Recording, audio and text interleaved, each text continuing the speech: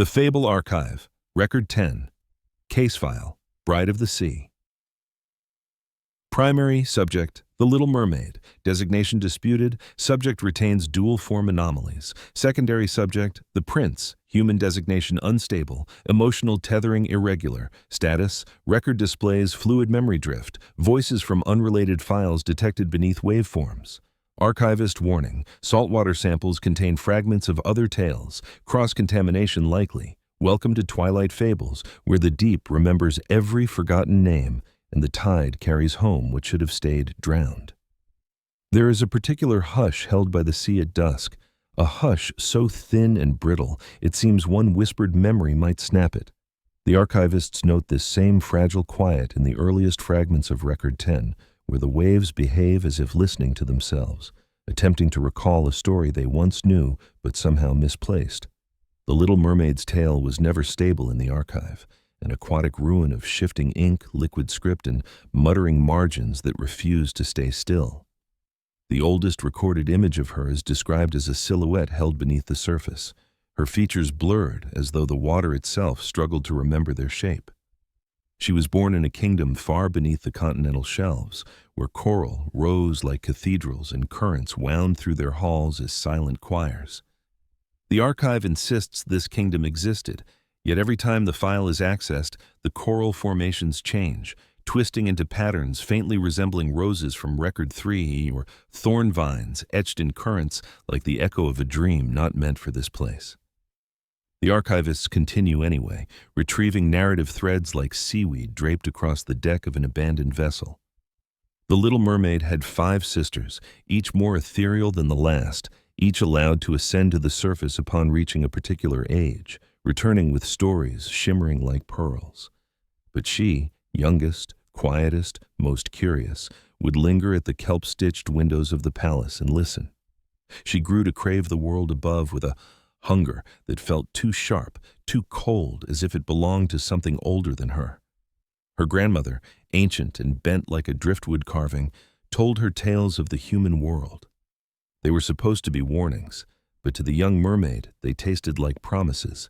She imagined the sun as a golden crown spilling light across the sea, imagined human spirits rising weightless, unlike mermaids who turned to sea foam when their time ended. She imagined permanence. She imagined form that did not dissolve. Her grandmother spoke of it differently. She said, "We are meant to return to the water. They are meant to return to the air. You must never wish for what belongs to another world." But the mermaid did. And the archive notes something unusual here. While most files present her fascination as innocent, Record X carries undertones of longing threaded with dread. A line in the margin, initials unclear, script smudged, reads, "She heard voices in the waves, not ours, not theirs, something between." At last her time came to ascend. She rose through water that grew thinner and colder, her scales reflecting strange shapes not entirely her own. The archivists detect distortions in this section, reflections described as wing-like shadows sweeping across her tail, reminiscent of Record 4's swan figures, though no birds inhabited this sea. Each time the mermaid blinked, the shapes vanished, leaving her unsure whether they were real or merely the archive bleeding into itself again. When she reached the surface, the world above dazzled her. Lantern-lit ships drifted like floating constellations, music spilled across the black water, and the air carried the scent of fire, an alien warmth the mermaid had never known. She swam closer, her heart thrumming with that dangerous longing, and glimpsed the prince for the first time.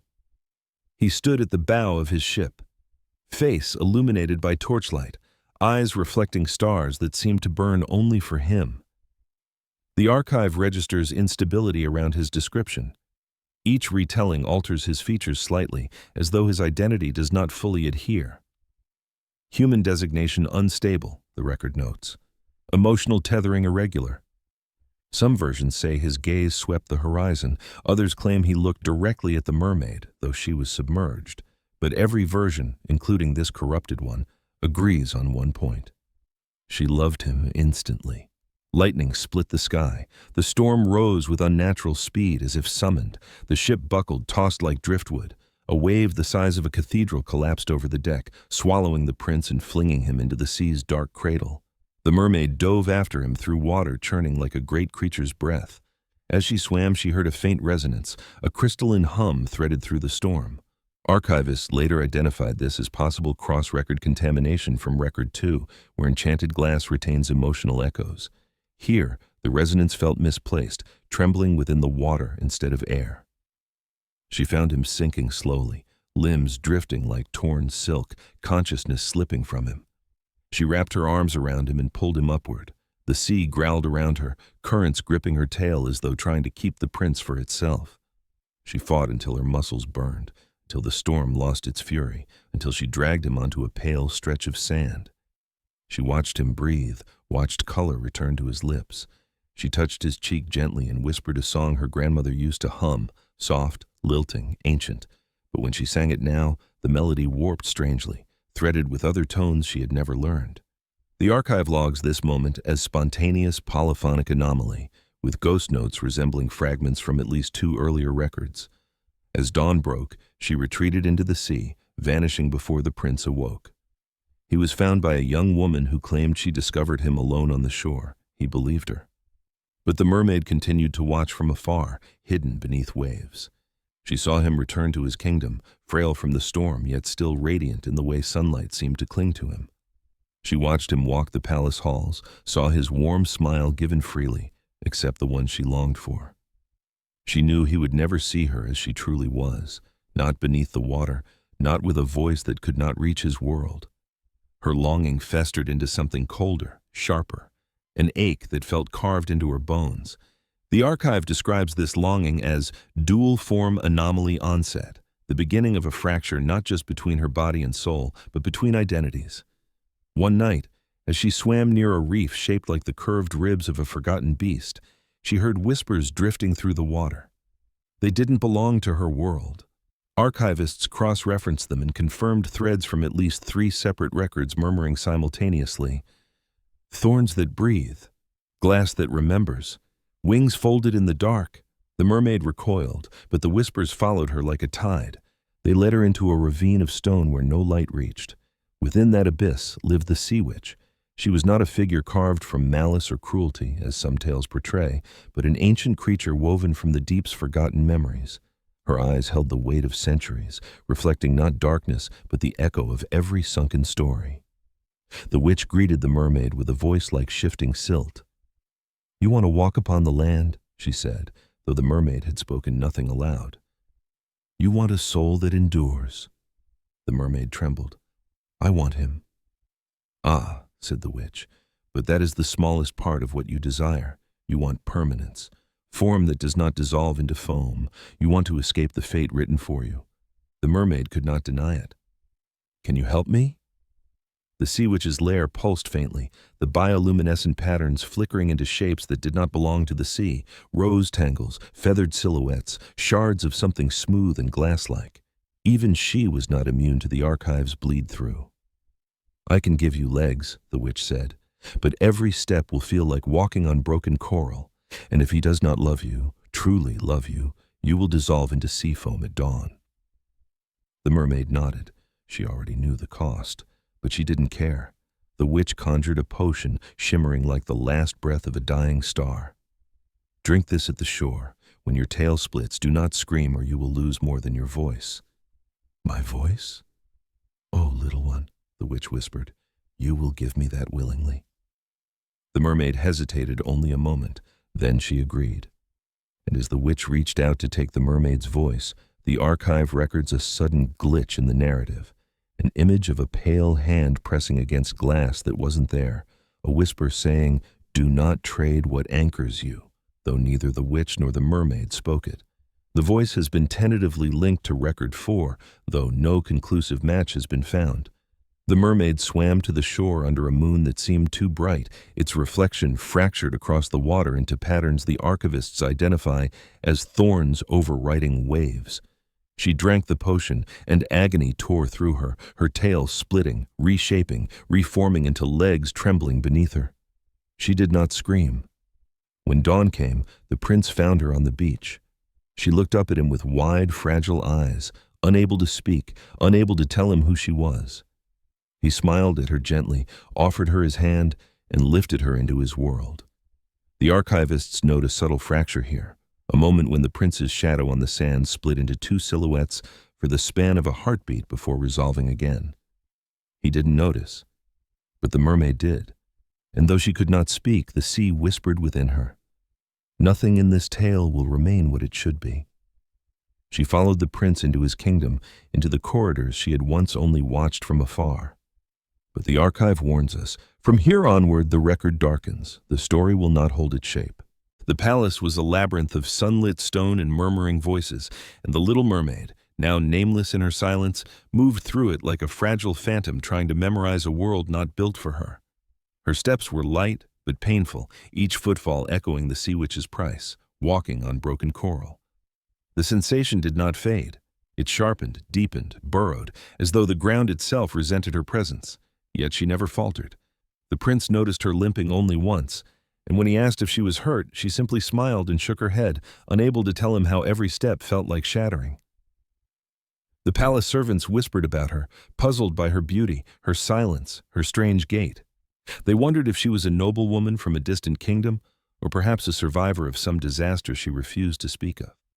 But beneath their speculation lay a tension that hummed faintly, as though the walls themselves strained to hold their shape around her. Archivists later noted minor structural anomalies in the palace descriptions: arches curving at impossible angles, tapestries rippling with patterns resembling submerged feathers, and floors reflecting faint thorn-like distortions.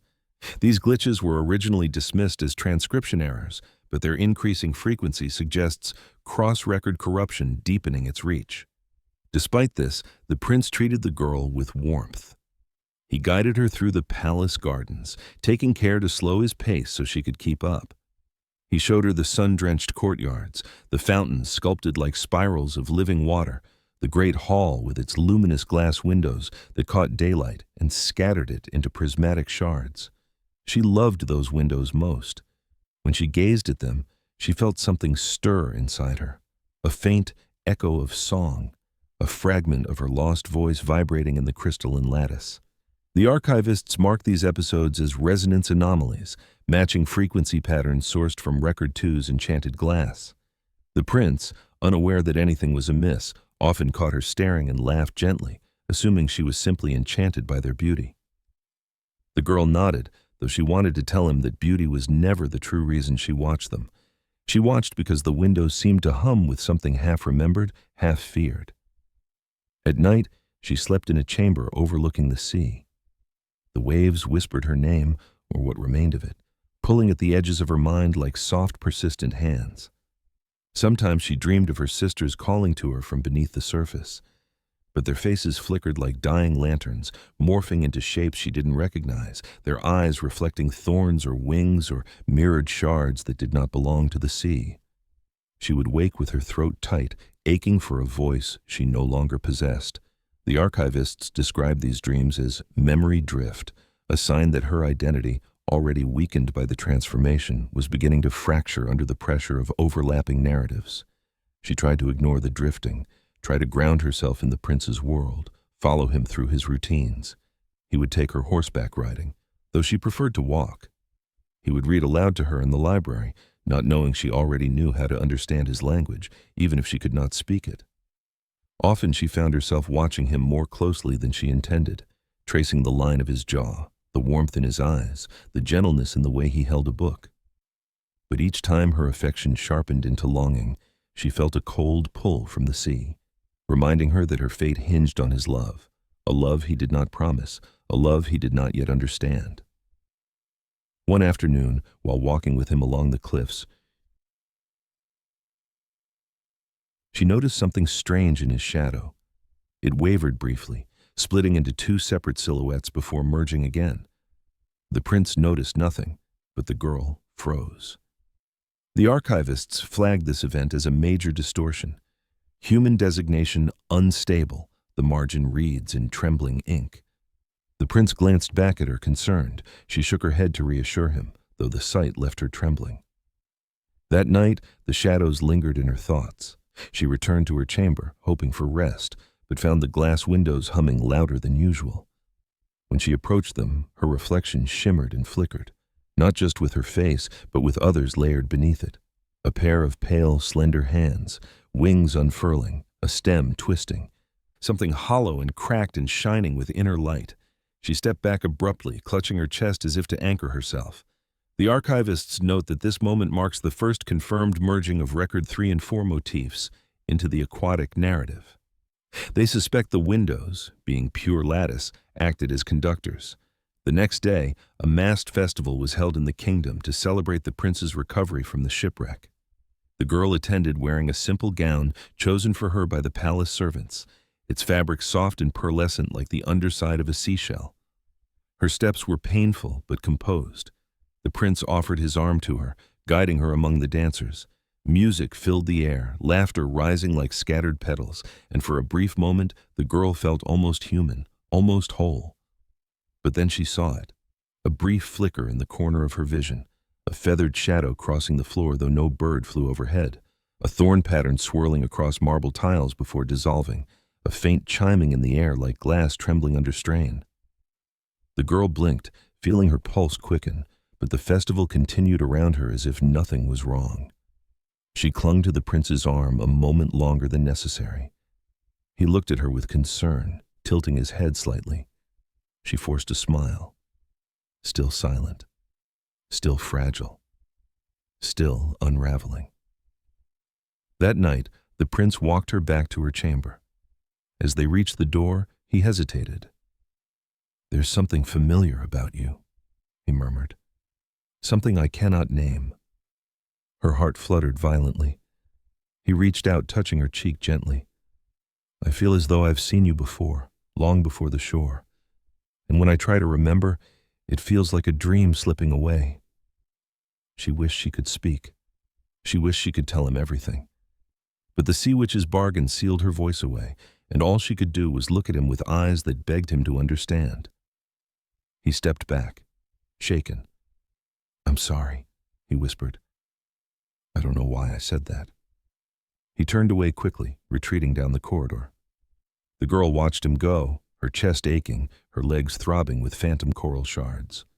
The archivists record this scene with keywords: emotional tethering irregular, identity resonance unstable. The next morning she searched for him, wandering through corridors that felt subtly wrong. The arches too tall, the floors too smooth. The tapestries now showed patterns resembling feathers tangled with seaweed, roses blooming underwater, glass fracturing into swirling foam. The palace had begun to absorb the cross-record contamination. She found him in the chapel overlooking the sea, where a massive stained glass window cast shifting colors across the marble floor. He stood alone, staring out at the horizon. She approached slowly. He didn't turn. "There are stories," he said softly, "that the sea gives back what it should not." She froze. "When I was young, my nursemaid told me about merfolk who rise from the depths to save drowning sailors. She said they are as beautiful as moonlight, but dangerous to love." He finally turned to her, his expression unreadable in the kaleidoscope of stained glass hues. "You appeared on the shore the morning after the storm. I've tried to dismiss the connection, but I cannot." He stepped closer. She held her breath. "Were you the one who saved me?" She reached for him instinctively, but before her hand touched his, the stained glass window behind him shuddered. A faint crack spidered across its surface, thin, jagged, gleaming. The sound was sharp, crystalline, wrong. The prince startled, instinctively stepping back from both her and the window. The girl felt the shift like a physical blow. The archivist described the crack as an inter-record fracture, connecting briefly to an unrelated file before collapsing again. The resonance that followed carried a faint, impossible echo, a whisper of wings brushing against glass and the murmur of roses breathing underwater.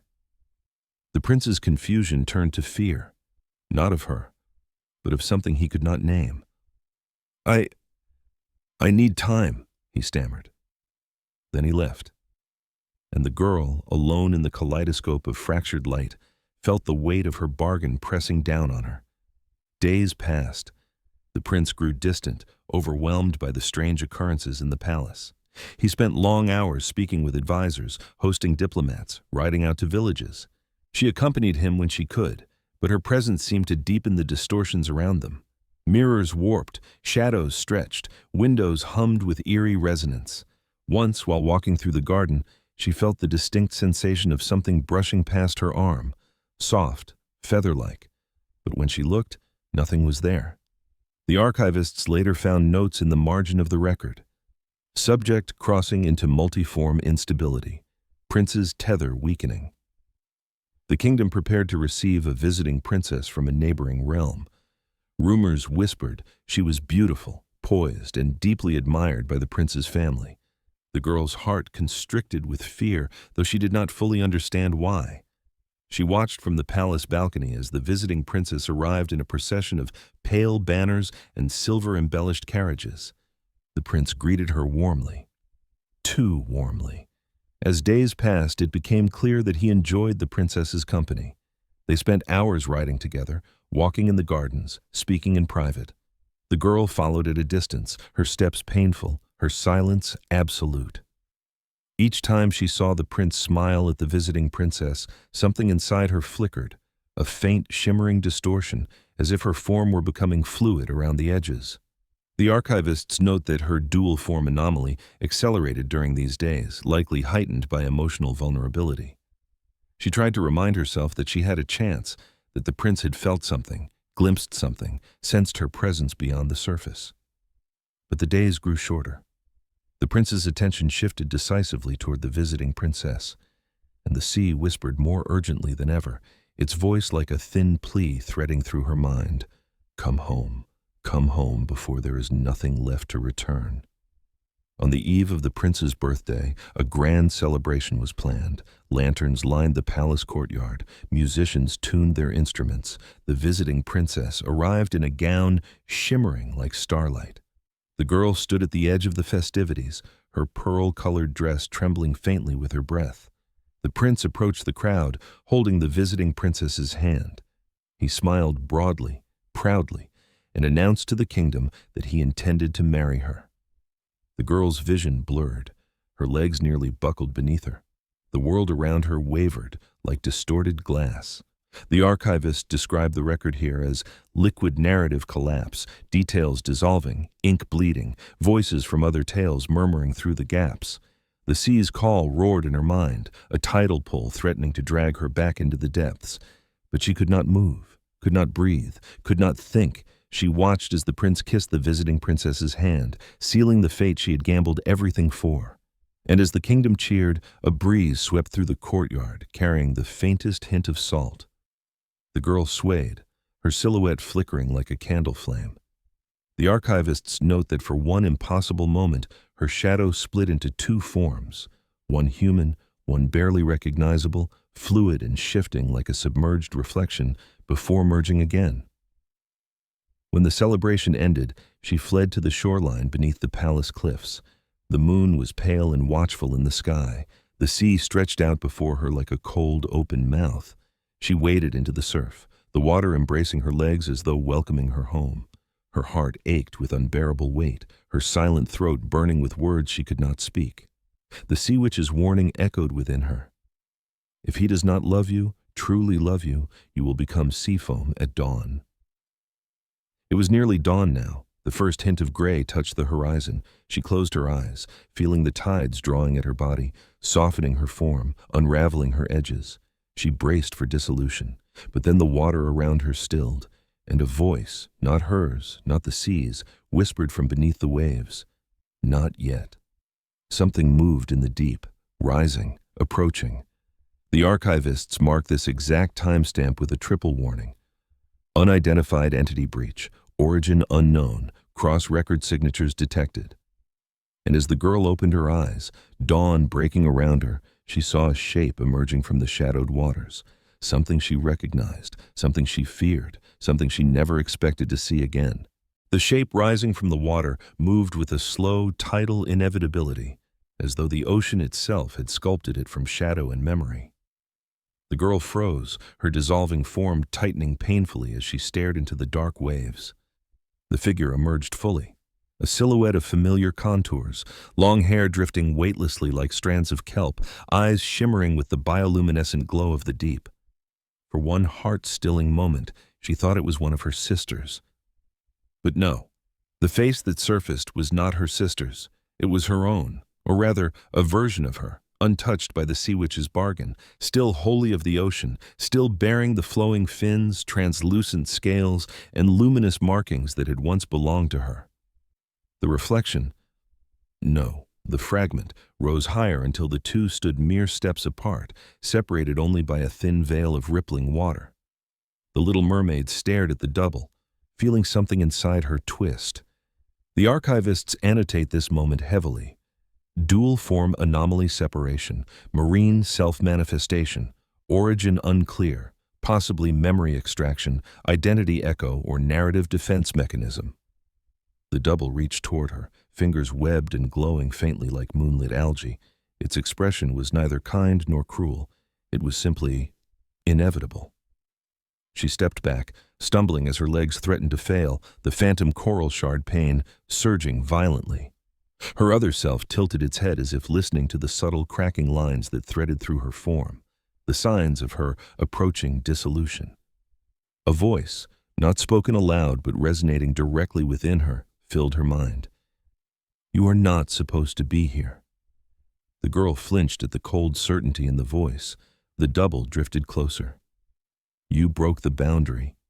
You chose a life that was not meant for you. And now everything bleeds." The sea shuddered around them, the waves pulling and pushing with unnatural rhythm, like the tides were caught in indecision. The archivists note oceanic waveform irregularities, record responding defensively. The girl tried to back away, but her legs softened again, her edges flickering like dissolving foam. The double regarded her with a strange mix of pity and accusation. "You are unraveling because you walked where your name could not follow. You tore yourself from the story that shaped you." The voice grew sharper. "And in doing so, you tore holes in the others." The girl's breath caught as she remembered the cracks in the palace glass, the thorn shadows, the wing-like flickers, the echoes of roses whispering underwater. She had blamed the transformation, the sea witch, the bargain, the prince. But now she understood. Her presence in the human world had disrupted more than her own life. The ocean self leaned forward, eyes glowing brighter. "You are dissolving into every record at once, and they are dissolving into you." The sea around them surged upward, swirling with phosphorescent threads that glowed in impossible colors, hues not native to the ocean but unmistakably borrowed from other tales, rose-red luminescence, feather-silver glimmers, glass-blue resonance. The archivists note, Record X at imminent collapse threshold. The girl opened her mouth, a reflex, a desperate need to speak, to ask what she must do, how she might live, how she might return to herself, or how she might save the prince. But no sound came. Her throat burned with the memory of a voice stripped away. Her double watched quietly. "You still wish for him?" The girl lowered her head. She could not deny it. Even now, with dawn rising and dissolution imminent, she felt the pull of his presence, the warmth of his kindness, the gentleness of his gaze, the possibility of a future she could never truly join. The ocean self moved closer, and the waters parted around her like obedient servants. "But he does not wish for you." The words struck harder than the waves. The double's expression did not soften. "He loves another." And that truth binds the story. The girl felt something inside her crack, not her form, already failing, but something deeper, something like the core of her heart. The double spoke again. "You can return to the depths. You can let this form dissolve and rejoin the sea's memory. Or..." The ocean darkened, deepening to a shadowed blue pregnant with unspoken possibilities. "You can change the story." The girl's head snapped up. The double's eyes gleamed with an emotion she could not read. It might have been hope. It might have been hunger. "The sea will not save you this time, but if you choose to save yourself, the story will follow your shape." The archivists indicate this moment as choice point deviation, unprecedented. The double extended her hand. Beneath the waves, shapes flickered, currents spiraling upward, forming patterns like living sigils. They resembled wing shadows, thorn fractals, glass resonance, echoes of records 2, 3, and 4 merging into a single oceanic glyph. "Choose," the double whispered, "and the sea will make it true." The horizon lightened further, dawn approaching swiftly. Foam gathered around the girl's ankles, dissolving her edges. She had minutes, perhaps seconds, before she ceased to exist. Her mind raced. To return to the depths was to surrender, to let the story remain unbroken, to let the prince marry his chosen bride, to let the sea reclaim her. To change the story was something else entirely, something dangerous, unnatural, but so was everything that had brought her here. She took a step toward her double, and the sea waited. But before she could touch the outstretched hand, a voice called her name, the name she no longer had, the name she had given up to walk on land. The prince. She turned sharply, nearly falling as her dissolving legs buckled. He was running down the shoreline, the dawn painting his silhouette in gold. His eyes were wide with fear, confusion, and something like dawning realization. "Stop!" he cried, splashing through the surf. "Don't go into the water!" Her breath caught. He came. He came for her, but her double drifted back, the water darkening around her. "It is too late for him," the ocean self-warned. "He cannot help you." The girl remained frozen, torn between the two worlds as dawn brightened. The prince reached her, grabbing her shoulders, his hands warm and trembling. "I remembered," he gasped. "I don't know how, but I remembered the storm, the water, the shape carrying me to the shore. It was you. It was always you."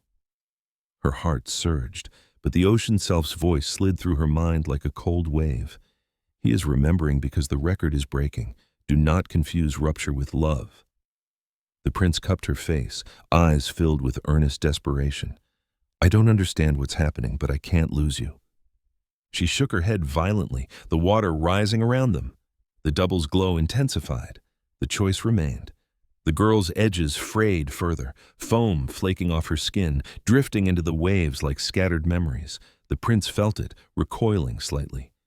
"You're disappearing," he whispered, horrified. "Please, tell me what to do." She wanted to speak, she wanted to scream, but no sound emerged, only silence. The sea rose higher, and the double spoke, her voice a current slicing through the water. "Let him choose for you, and you are lost. Choose for yourself, and the story bends." The prince clung to her, shaking. "Stay," he begged. "Stay with me." The girl stared at him, feeling the weight of her longing, but beneath it, she saw the truth. He feared her loss. But fear was not love, and love was the currency of her life. She slowly shook her head. His face crumpled. "Please, don't go." Her heart ached so sharply she almost collapsed, but the sea surged again, lifting her slightly, urging her inward. Her double extended one last beckoning hand. "Choose." The girl reached, not for the prince, who clung desperately to her arm, but for her other self. As her fingers touched the double's luminous palm, the sea convulsed. A sound like cracking glass burst through the air. The archivists mark this as the moment the record fractured entirely. The girl felt her dissolving form re-solidify, but not into the shape she once had, nor the shape she had worn on land. Instead, she became something new, something forged from choice, longing, and the deep's impossible hunger for balance. Her legs melted back into shimmering scales, but darker, edged with faint thorn-like patterns. Her eyes brightened with an inner glassy resonance. Her hair flowed behind her like a blooming curtain of ink. The prince stumbled backward in shock as the water rose and lifted her fully above the waves. Her double dissolved into her, merging like a memory returning to its vessel. The sea fell silent, waiting. The girl, no, the bride of the sea, looked down at the prince. He stared up at her, awestruck and afraid. "What are you?" he whispered. She could not speak, but she didn't need to. Her silence was no longer a wound. It was a vow. She drifted closer to him, the water bearing her effortlessly. He reached out a trembling hand. For a moment, she let him touch her. His fingers brushed her cheek, warm against her cool skin. And in that moment of contact, something passed between them. Not love. Not the fragile hope she once clung to. but understanding. She saw the truth of his heart, the tenderness he had felt for her, the fear he now carried, the love he held for another. She was no longer bound to that love, no longer begging for it. She had chosen differently. She pulled away. He choked on a breath. "Please." But she shook her head gently, her glowing form reflecting dawnlight. The sea opened behind her like a great waiting corridor. She turned toward it, and the ocean, recognizing her choice, honoring the shape she had forged, welcomed her. The waves rose in spirals, bioluminescent trails swirling around her as she descended into the deep. The prince called out once more, voice breaking, but she did not turn back. The archivists note the final scene with a rare annotation. Subject achieves autonomous transformation. Record stabilizes. Cross-contamination recedes, but residue persists. For beneath the waves, as she swam deeper into the dark, she saw the faint shapes of other tails drifting in the water. Glass petals, wing shadows, thorn spirals, remnants of the fractures she had caused, now settling into the ocean's memory. She gathered them carefully, letting them swirl around her as she descended toward the oceanic throne forming at the trench's edge. A crown of darkness and light wove itself from the residues of overlapping tails, and when she finally reached the depths, the sea greeted her with a single truth. She was no longer the Little Mermaid. She was the bride of the sea. And the story, now reshaped, bowed to her. Thank you for joining us in the world of Twilight Fables. If you enjoyed this tale and want to hear more stories like this, please subscribe and hit the notification bell for more.